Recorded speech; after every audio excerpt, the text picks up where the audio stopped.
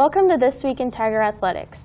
I'm your host, Haley White, and joining me is Wendell Berger. He is a junior tight end from Milwaukee, Wisconsin. He was an All-MIAA second-team pick at tight end in 2017 and gained honorable mention status as a freshman.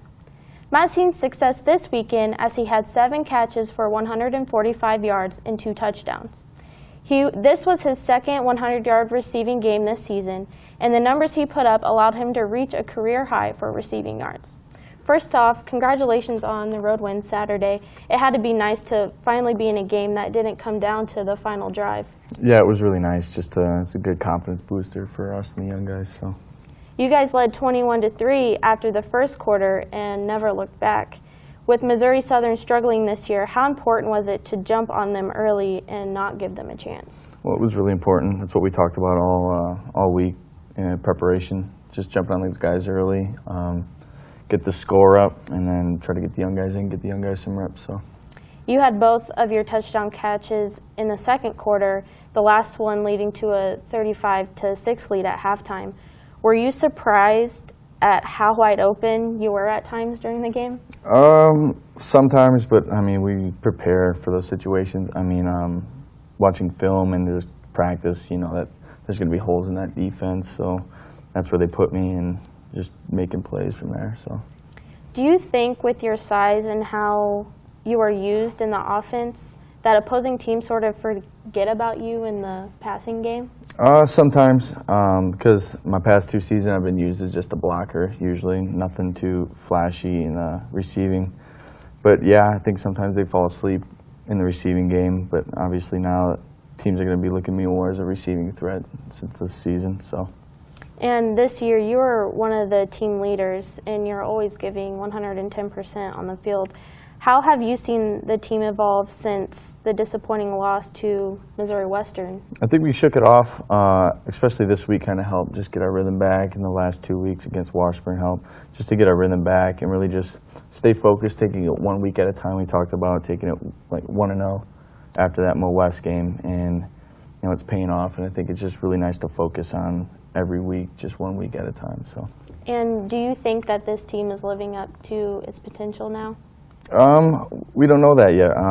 We'll see that with the end result, but like I said, we're just going to take it 1 week at a time and, you know, do what we have to do to come away with the win every week. So, you guys have been banged up on the offensive line early this year, and you lost some key players. But on Saturday, the line played perhaps one of its best games of the season. It helped Charles Tigner rush for more than 100 yards, which was the first time this year.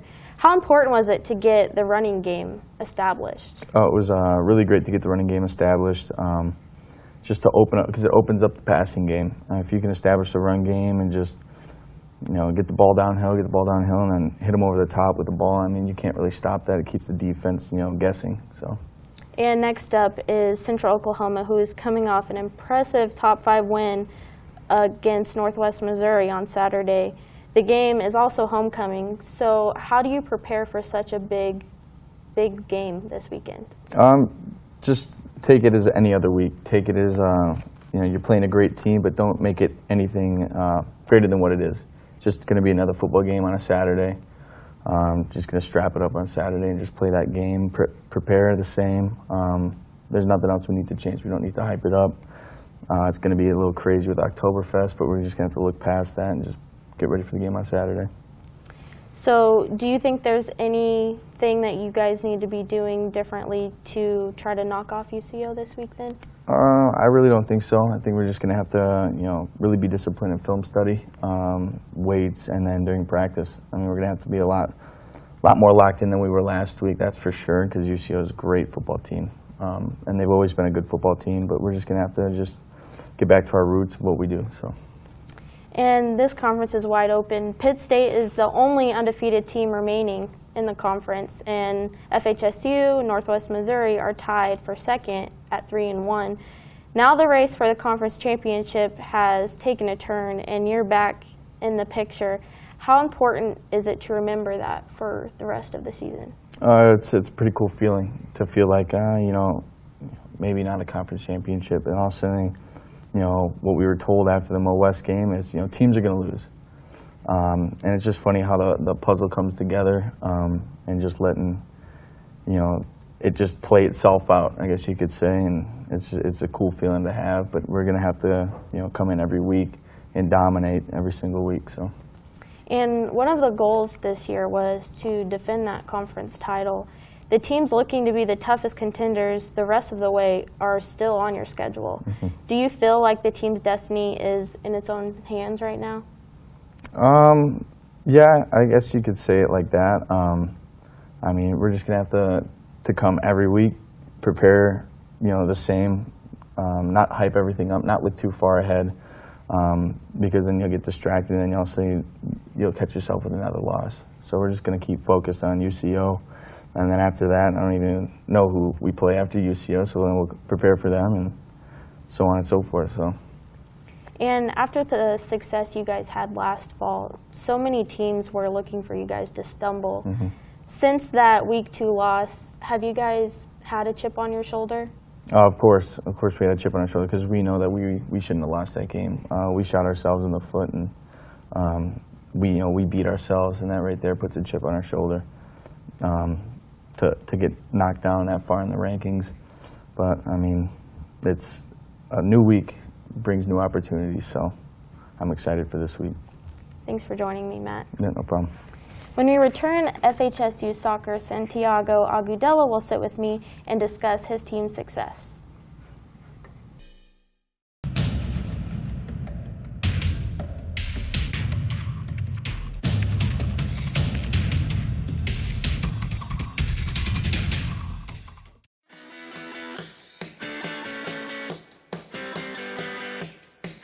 I think there's a perception out there that web and mobile application development is this field where you sit behind a computer all day and code.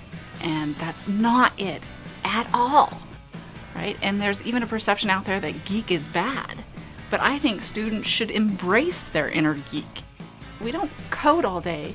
We look at issues, we look at problems, and try to figure out the pieces of the puzzle and how to put them together to build things. I was able to learn JavaScript, HTML, CSS, PHP, just kind of the whole 9 yards with that. So I really enjoyed the full program that they offered here. Anything that you're interested in, the field of web and mobile application development, there's a value to.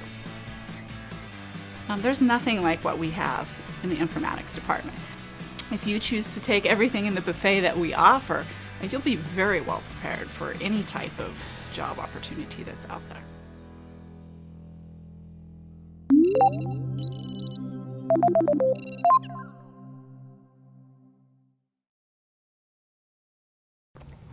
Welcome back to This Week in Tiger Athletics. FHSU soccer is now 5-2-1 this year and 2-0 in MIAA play. Sitting with me now is Santiago Agudelo, a junior forward from Frisco, Texas. He is a transfer from Richland College, where he scored 31 goals and had 12 assists only in 25 matches. He also played for FC Dallas Developmental Academy. Now at FHSU, Santiago has the team high of 7 goals this year and 3 assists in 7 games. He had a hat trick and 2 assists against Southwest Baptist on Friday, and he scored a goal for the Tigers' 4-1 win over the top 10 Northeastern State on Sunday. Congrats on your 2 wins this weekend. How nice was it to start with 2 wins in MIAA play? Thank you. It was great. It puts the team on the right spot for the conference. We trying to chase down the conference title again, trying to go back to back, and it was definitely a great start. We definitely want to keep going like that. And during your match on Friday, you guys jumped out on top of Southwest Baptist early and never looked back. You nearly had a hat trick in the first half. Was it just one of those games where everything was clicking for you? Yeah, I put it that way. Everybody played good. We knew we had to go out, come out strong. We had to show how good we are, not just individually, but as a team. And everybody had a good game, and everybody got a lot of minutes, and that's what we wanted. You guys ended up scoring 9 goals in the shutout win. Did you expect to be able to go on the road and make a statement like that against Southwest Baptist? Well, we don't know. Maybe this next time they're going to come out stronger, but regardless, we're going to do our best. And those 9 goals were a new school record. And you finished with a hat trick and 2 assists. Describe what it was like being so dominant in a match like that. It was definitely awesome. It was happy. I got the 3 goals, also 2 assists. It shows how we're working as a team and how good we can be, and we can keep going like that if we put our mindsets right. The 9 goals were your hat trick was only the 7th in team history and came in the 49th minute of the contest. At halftime, did you think accomplishing the 3rd goal was within reach? After the 2nd goal, I thought it was. I was actually looking forward for it. Some of my teammates, we started talking about it, not only me, but another one of my teammates wanted it as well. And it showed how hungry we were and how good we wanted to end that game.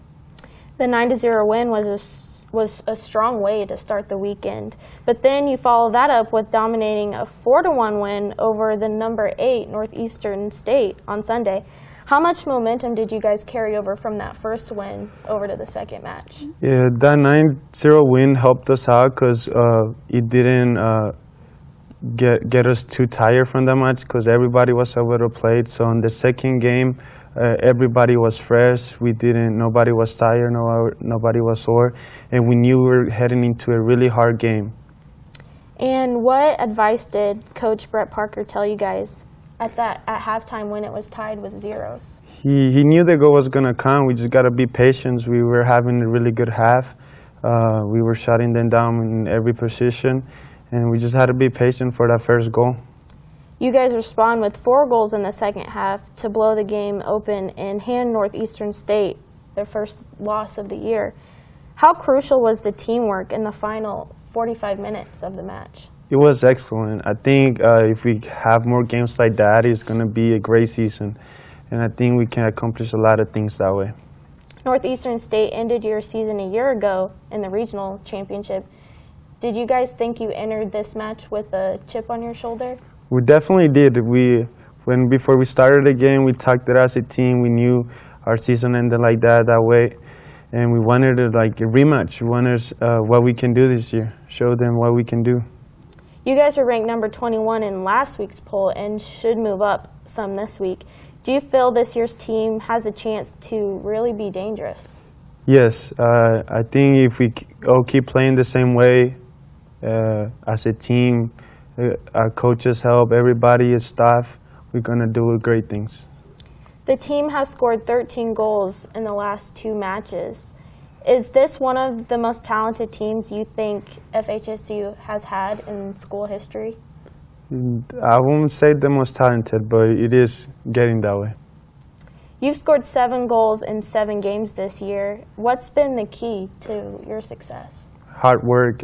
Last season I wasn't able to play, and I was excited to come out this season and show what I have. You transferred to FHSU and redshirted last year, but had a standout seasons at Richland College. How did your time there put you on the radar for Coach Parker? Richland was a great place. I had a good time over there. The coach, the soccer team was great also. We did good. I was really mad at myself after we lost the semifinal on the nationals, and I knew I wanted to do something else, and I think that scoring as many goals put me on Parker's radar, and I like that. And you've also had some time playing for FC Dallas's developmental league in the past. What was that experience like, and how did that make you the player that you are now? That experience, I was there for 6 years, the best time of my life, and I hope I can come back one day again. The coaches over there loved me. They helped me out. They developed me as a player, helped me out what I needed to learn. And I always thank every single one of them. And hopefully I can be there again. Coach Parker has set up the schedule against tough teams early to prepare you for the MIAA schedule. What's going to be key for the team to repeat as many MIAA champs again this year? Working hard, that's what we've been doing, and it was good having the tough games at first, because now we know how the other teams look like, and now we know what we need to fix, and I think we're heading the right way, and that's great. And this year's team just seemed to have something special about it. What is it that made this team so strong this fall? We have a great connection. The older guys, they're showing a lot of personality, and that's what we want. The newcomers are coming and they're putting in work, and that's the way it is. And we got to keep going like that. And do you feel this team has the ability to make a deep run in the postseason? Yes, definitely. Thanks, Santiago. Thank you so much. When we return, FHSU's SID will help me break down the rest of this schedule of this week in athletics.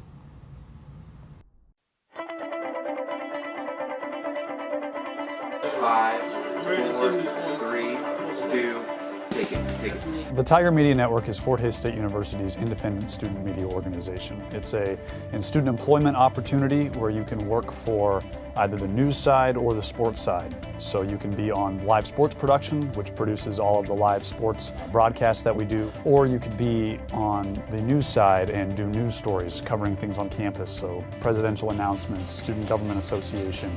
We bring that news to the student community and the Hays community as well.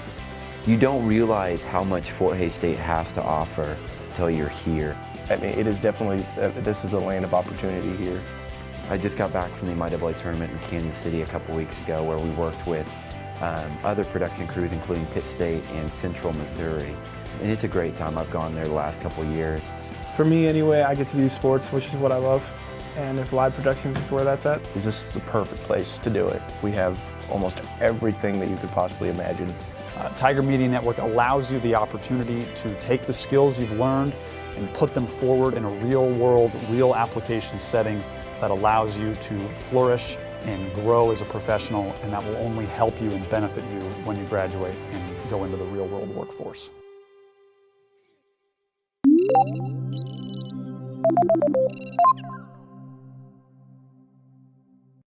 Welcome back to This Week in Tiger Athletics.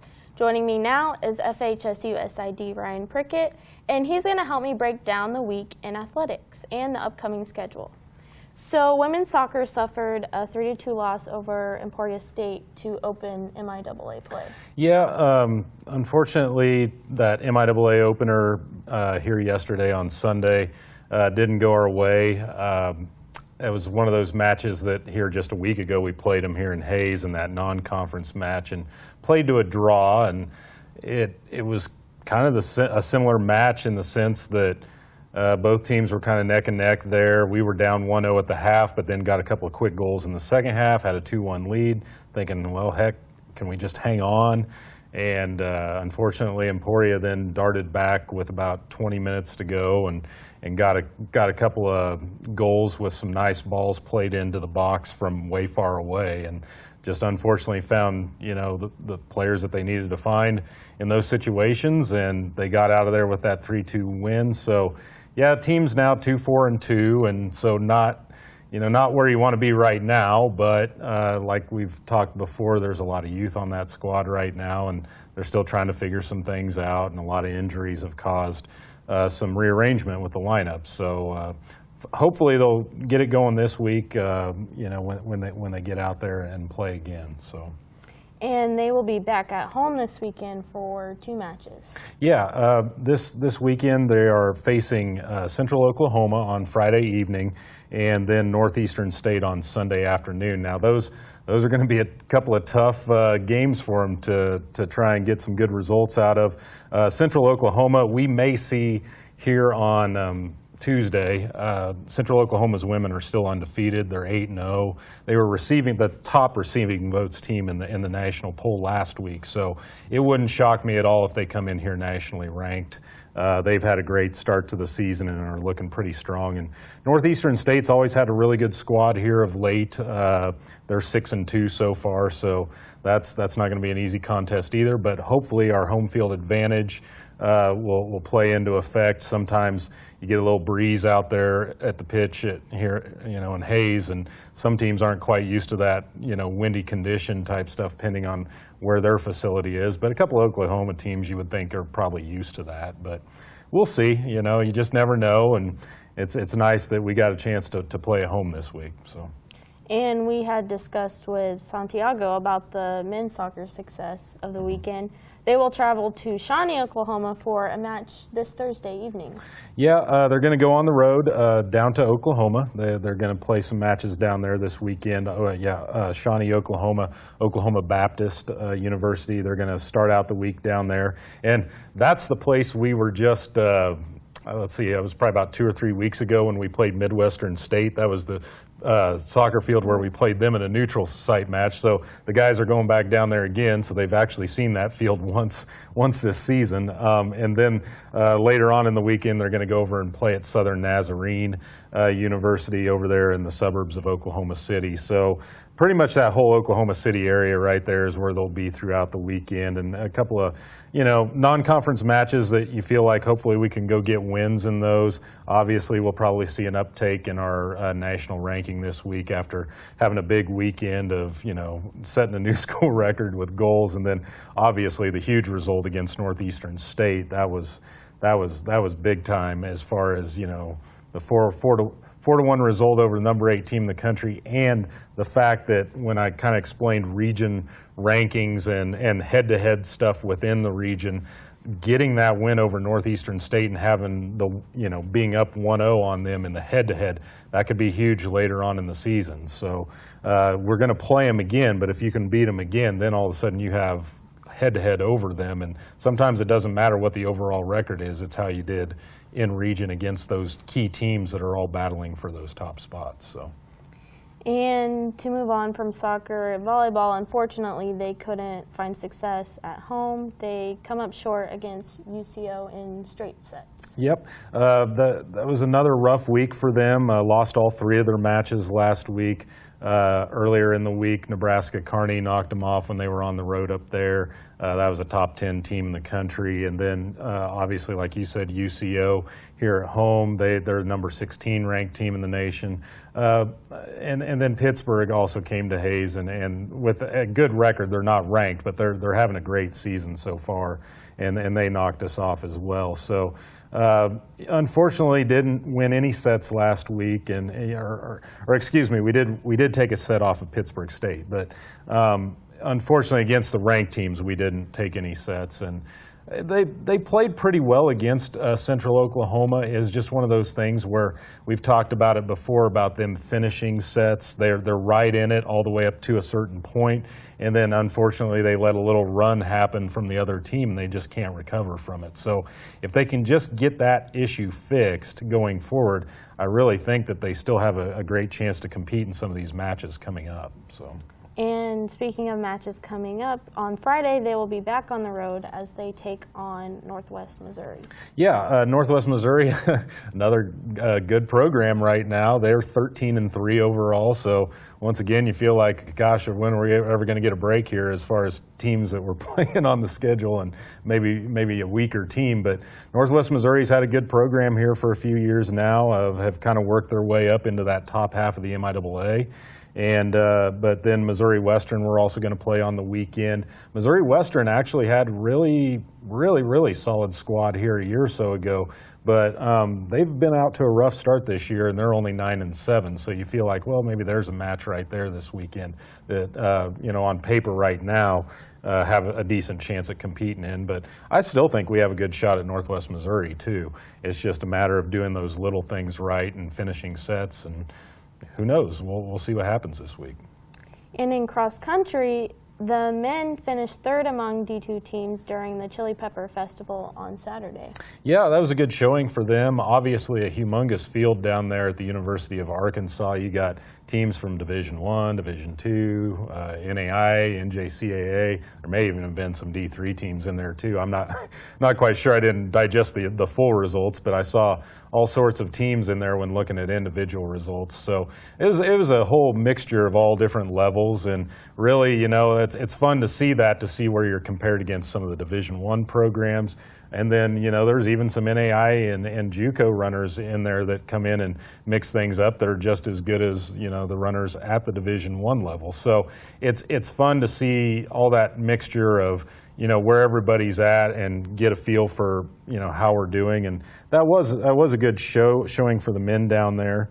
And then, of course, like the women as well, they were 17th, but there's 50-some teams that were competing in that event. So when you think of that, I mean, that's still the upper half of the field. And so that was a good showing for them as well. So. And both will be back in action this weekend as they travel to Lawrence, and they compete in the Rimrock Farm Collegiate Classic. Yep, exactly. And that's another one of those cool cross-country venues. I know that the Kansas State High School Activities Association has used that course for years as far as like a championship course. So it's definitely one of those premier cross-country courses in the Midwest. And, with University of Kansas hosting the event, I'm sure there'll probably be more Division I competition over there, and maybe even a smattering of junior colleges from around the area and so on and so forth. So it'll be interesting to see how big the field is and where we shake out this week when we come around to it. So. And last but not least, FHSU football. We had talked with Matt earlier about their added road win, 55-20 against Missouri Southern. They will have a tough homecoming matchup as they will face Central Oklahoma, who they beat the top 5 Northwest Missouri State team on Saturday. Yep, I know that while I was following along to our game, I was keeping an eye on what was going on down in Edmond on Saturday, and that was pretty impressive to see that Northwest struggled that bad at Central Oklahoma. So. I mean, I think it's showing us right now that the MIAA could be wide open as far as who's going to win it this year. Northwest Missouri doesn't quite, it doesn't look like they're maybe that dominant team that they've been in years past. And but who knows? Time will tell. Maybe they just had a bad night down there in Edmond. But that's always been a tough place to play, even with us having success in these last 4, 5, 6 years under Coach Brown and building the program up to the success it's had. Every trip we've made down to Edmond has been a dogfight. And so that just seems to be a place that if you get behind early, it's a tough place to play catch up and win down there. And they got a beautiful facility down there too. So yeah, it's one of those games where you just don't quite know this week because Central Oklahoma, you're like, well, which version of them is going to show up? Because they started the year 0-2, and everybody's like, well, maybe Central Oklahoma's not that good. And then all of a sudden, boom, boom, turn right back around. They beat Lindenwood. They beat Northwest Missouri at home now, and you're like, oh, okay, well, it's like, no, we see that, like, okay, it's time to go this week. So, if our guys are going to continue to move forward in winning that conference title for a second season, this is a huge game this weekend, and we expect there to be a humongous crowd at Lewis Field after seeing nearly 7,000 there at that last home game against Washburn. Homecoming's been a big deal these last couple of years with the football program on the rise, and so we expect there to be a very healthy crowd there on Saturday night here in Hayes. So. Well, thanks for helping me break down the schedule, Ryan. No problem. And thank you for watching This Week in Tiger Athletics. Tune in next week to stay up to date in the latest news in FHSU sports.